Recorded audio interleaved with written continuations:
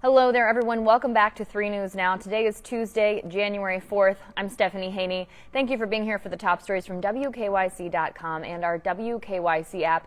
As a reminder, if you're just joining us for one of the first times here on 3 News Now, we talk about the stories that all of you are reading. These are the most read stories on WKYC.com and on our app. So it should be no surprise that one of the top stories involves Cleveland Browns quarterback Baker Mayfield, because we have learned today that he will not play versus the Cincinnati Bengals this coming weekend. He will sit that out, and he will have surgery on his torn labrum on his left shoulder as soon as possible. This is after last night's Monday Night Football loss to the Pittsburgh Steelers in Pittsburgh, 26-14.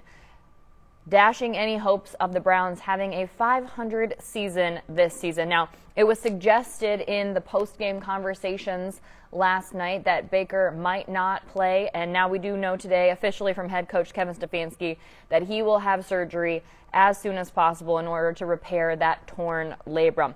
He's been dealing with that injury since the Week 2 win over the Houston Texans. That's when the torn labrum issue started. This was when he was chasing down an interception. And then that got worse against the Arizona Cardinals when defensive end J.J. Watt sacked him.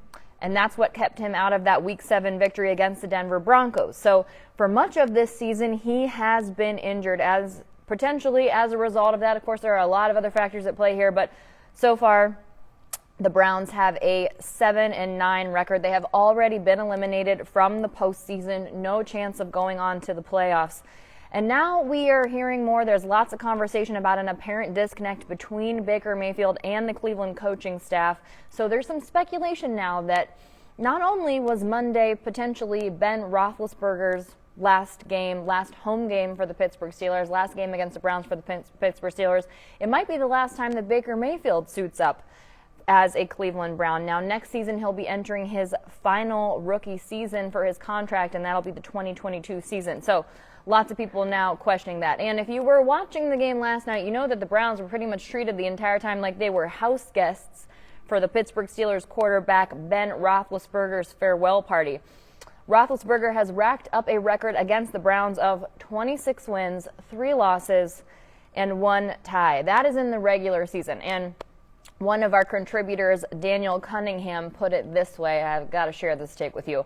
That Roethlisberger is like a BlackBerry, loved by a certain set of people, in this case, Steelers fans, even though it's obsolete and ready to be retired. That is obviously a reference to the fact that after today, BlackBerries aren't going to work anymore. And on Monday night, it did look, to continue Cunningham's metaphor here, that the Browns' phone was not working, with a lot of operator system errors and a screen cracked so bad the text messages couldn't be read, and it just might be time to move on. A lot of people are questioning this. And was it the send-off for Roethlisberger? Most likely. Was it the send-off for Baker Mayfield too? Maybe. Just maybe there. He told ESPN's Alex Smith that it has been tricky to deal with some of the internal issues. I'm talking about Mayfield now, that the Browns had this season, and that there were different points throughout the season when some of his relationships needed to be repaired. There were 10 straight passes that Mayfield misfired on. He's the only quarterback to do that this season in the NFL. He also double-clutched and held on to the ball when it needed to come out. He opted to throw into coverage instead of to the open person. And what caused those things appears to have potentially been a lack of trust in his teammates, his coaching staff, and even himself. After the game, Mayfield had some questions. He wanted to know why Hudson was left alone to block Watt, and he did admit that his shoulder does need that surgery again. Now we know that surgery will be happening as soon as possible. So Cunningham's take is this. This season, Mayfield needed to show what he was capable of in order to solidify his stature as a long-term franchise quarterback. He may not have always been put in the best position, but he was ultimately given that chance by head coach Kevin Stefanski. Based on the result, it might mean that Monday night wasn't just the last time the Browns face off with Roethlisberger, but maybe the last time that Mayfield played for the Browns too. Now, we will only have to wait and see what time tells us in that category. But people on social media, they were not sparing anyone after that loss to the Steelers. Browns fans never take a loss to the Steelers particularly well, and especially not when the Steelers are not playing their best football. Remember that moment where Jadeveon Clowney threw that shoe? There was a penalty for that. Well, someone tweeted, so far, Clowney has our best pass tonight. and it was a shoe. R.J. Crawford said this: Baker is making the decision very easy for the Browns. He is just not the same guy we saw last year. Injuries make up for some of that, but he is playing with a wounded psyche. If this were baseball, you'd likely go to the bullpen. Guardians Live analyst Jensen Lewis said this: so Nick Chubb gets 10 rushes thus far against one of the worst defenses in the NFL. Hate to say it, but Stefanski is lost. A lot of people were wondering, where's Nick Chubb? There was a whole stretch of that game where Nick Chubb was not in the game, even though he was doing a good job moving that football. Former Ohio State player Tyvis Powell said this: this season isn't Baker's fault, it's Stefanski's, because he should be a head coach and make executive decisions. If somebody is limiting the things you can do on offense, he can't play. Case Keenum should have started that Broncos game and never been pulled again. Unpopular opinion. And even members of Congress are weighing in. California Representative Ted Lieu said this. I thought this was an interesting take. I wanted to share it with you guys. My guess is that since the Browns were already eliminated from the playoffs, Coach Stefanski wanted to see how Baker Mayfield would perform. Otherwise, it was irrational to use Chubb so infrequently against the Steelers' defense ranked 31st in rush yards allowed. Yeah, there's only 32 NFL teams, so being ranked 31st in rush yards allowed, not great. So those are some of your takes after the Browns lost to the Steelers on Monday Night Football. Now, again, we will look ahead to see what happens Sunday. The things that we need to look at from here, obviously, will have implications on what the Browns' schedule will look like next season and what the draft pick will look like for the Browns next season. So we'll be keeping an eye on that. And now we have an update about the off-duty police officer Shane Bartek, who was killed on New Year's Eve. The Cuyahoga County Medical Examiner's Office has officially ruled that to be a homicide. The report came out today that he died due to a gunshot wound to the chest. Police say that shooting happened in an apartment complex parking lot on Rocky River Drive at around 6 p.m. on New Year's Eve. He was off duty at the time, later pronounced dead at the Cleveland Clinic Fairview Hospital. He was 25 years old, a 2-year veteran of the Cleveland Division of Police.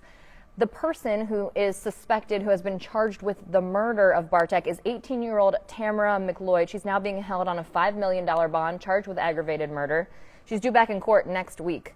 And Anthony Butler Jr. was also arrested and is being held on a $5 million bond. He's accused of leading police on a pursuit while behind the wheel of Bartek's vehicle. He's been charged with fleeing, receiving stolen property, and other traffic-related charges. Now, here in Ohio, as Ohio continues to break records for COVID-19 hospitalizations and case numbers, one doctor says there is a bit of a silver lining here. Dr. Amy Edwards of University Hospitals says with these massive numbers that we're seeing and this rise in cases and huge chunks of the population ending up with the Omicron variant, what this could do is push this pandemic closer to an endemic situation. What that is that's when diseases become something we live with on a day-to-day basis, like the flu. I hasten to make a comparison to the flu because that's something that medical professionals have been warning against throughout the course of this pandemic, but we're not doing that in the same way it was done early on. Now we're at a different point where we've seen a variant of COVID-19 that breaks through the immunizations, but when it does appear to be milder for those people, according to the experts who have vaccinations against COVID-19. Dr. Edwards said that we just expect Omicron to infect so many people that it will move us forward in that switch from pandemic to endemic. The flip side of that is, yes, because it is so contagious, so many people are getting sick simultaneously that it's hard for clinics and hospitals to keep up. That is what we are hearing from our medical professionals, nurses, doctors, and first responders, like Cleveland Clinic nurse Hannah Duncan. She says when people tell her, you signed up for this, she says, we didn't sign up for this. A lot of this is preventable. Here are some numbers here in Ohio. 87% of the state's ICU beds are currently taken. 29% of those are being taken by COVID-19 patients.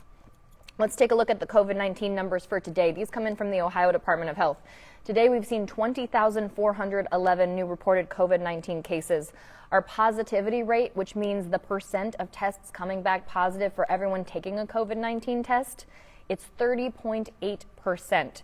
It keeps climbing higher and higher. We keep seeing it at the highest point we've seen it throughout the pandemic. The total number of people who have now died related to COVID-19 in Ohio is 29,674. Right now, there are 6,257 people in the hospital being treated for COVID-19, and out of those people, 1,305 of them are being treated in the ICU. Now, we keep hearing about people testing positive for COVID-19, and people who are vaccinated and have had those booster shots tell us that they are mild cases. So two more big names who have tested positive, Jimmy Fallon and Seth Meyers. Jimmy Fallon, host of The Tonight Show, said that he tested positive at the beginning of the show's break. He said he was thankful to be vaccinated. He was thankful to have his booster shot, making it mild symptoms. And he thanked NBC for the COVID-19 protocols at the network. And then today, late night host Seth Meyers said he too had also tested positive for COVID-19, and he would actually be canceling shows for the upcoming week. He says he's having mild symptoms, but he can't do in-studio appearances for the immediate future. He said he felt fine, so not actually clear if he's exhibiting symptoms or if he's asymptomatic, but won't be doing in-studio appearances right now. So what he said was, tune in next Monday to see what cool location we try to pass off as a studio. We'll be watching for that, Seth Meyers. And if you weren't watching Monday Night Football yesterday, you might have been watching The Bachelor, but if you weren't watching The Bachelor, I've got your recap for you, and there are two ladies with Ohio ties who are fighting for the love of Clayton Echard, who is a controversial choice for The Bachelor. A lot of people didn't really get a chance to know him very well because he didn't get a lot of airtime on Michelle Young's season of The Bachelorette. But he is the new Bachelor, and two Ohio ladies, Shanae Ankney, who is 29, of Sycamore, Ohio, and also Rachel Recchia, who is 25, and she recently graduated from Ohio University's flight school. There is another Ohio lady, Samantha Jeffries. She's 26 years old. She's originally from Cincinnati, but she did not make it past night one. She said she wasn't feeling it, so she said her goodbye. She did have a memorable moment, though, showing up rolling out in a hot tub. Now, Shanae rolled up in a big black pickup truck, and right after another woman had rolled up in a sort of Power Wheels style vehicle, and she smashed right into that thing, leading the ladies who were watching to call her a savage. Rachel had a bit of a more a surprising and interesting, but a little bit more of an understated opening. She said that she was nervous. She said she was much more nervous about meeting Clayton and stepping out of that limo than landing a plane. So she brought a wing woman, a beautiful older woman in a stunning dress. She stepped out of that limo and she said, "Hi, I'm Holly, but I actually think maybe I'm in the wrong place and I'm actually here to introduce you to Rachel." And Clayton seemed confused. And then Rachel popped out. She said, "Yeah, I'm a pilot, so that's my wing woman to help with the introductions here tonight." It was a very cute moment. Both of those ladies have gotten roses from Clayton, and we will continue to follow their journey on The Bachelor. We'll recap it here every Tuesday, and then when their time is done on the show, whether that ends in an engagement or beforehand, I'll have them on my 3 Things to Know podcast, so we'll get to hear more from those ladies. Currently working on seeing when we can talk with Samantha of Cincinnati. And now we have an update before we let you go here about that plane image on the brand new Ohio license plate. Remember that Wright brothers plane? It was flying backwards. Well, apparently it flew through approval. There was a 15-month design process, and the designers hemmed and hawed over things like color saturation. You're watching this on Instagram maybe, and if you are, you know that color saturation is something you could do. You can edit your photos, you can edit your images like that, make things a little more vibrant, make them pop. So that was something they talked about. They talked about the lettering, they talked about centering of the image. Nothing about those planes being on there backwards until, people talked about it. We saw those images and people talked about it. And as we do know, 35,000 of those plates were made before that issue was caught. Greg Wyatt, the department's visual communications manager, declined a request from the Associated Press for comment on the plate or the design process. And to that, I have to say, oh, hi-oh. What are we doing, guys? All right, that's it for your 3 News Now update today for Tuesday, January 4th. I will see you back here tomorrow with more 3 News Now.